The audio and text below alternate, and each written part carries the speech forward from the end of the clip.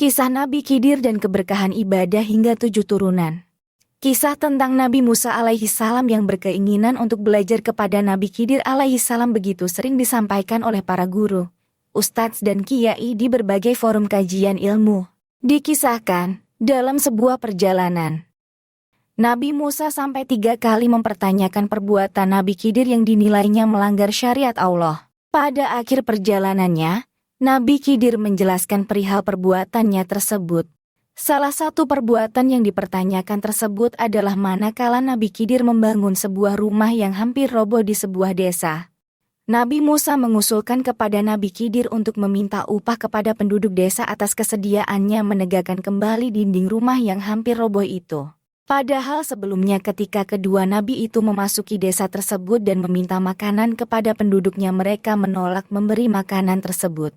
Dalam hal ini Nabi Khidir menjelaskan sebagaimana direkam oleh Al-Quran dalam surat Al-Kahfi ayat 82 yang artinya, "Adapun tembok rumah yang hampir roboh itu adalah milik 2 anak yatim di desa itu, di mana di bawahnya terdapat simpanan harta bagi keduanya. Orang tua kedua anak itu adalah orang yang saleh.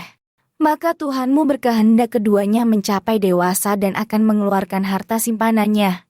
Imam Ibnu Katsir dalam kitab tafsir Al-Quranul Adzim menjelaskan bahwa kedua anak yatim itu dijaga sebab kesalehan orang tuanya dan tidak disebutkan kesalehan kedua anak itu.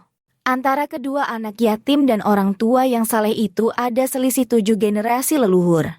Jadi yang dimaksud orang tua yang saleh pada ayat tersebut adalah kakek pada generasi urutan ke-7 dari anak yatim tersebut, bukan orang tua yang melahirkan keduanya. Ayat tersebut juga menunjukkan bahwa seorang yang saleh akan dijaga keturunannya dan keberkahan ibadahnya akan meliputi mereka di dunia dan akhirat.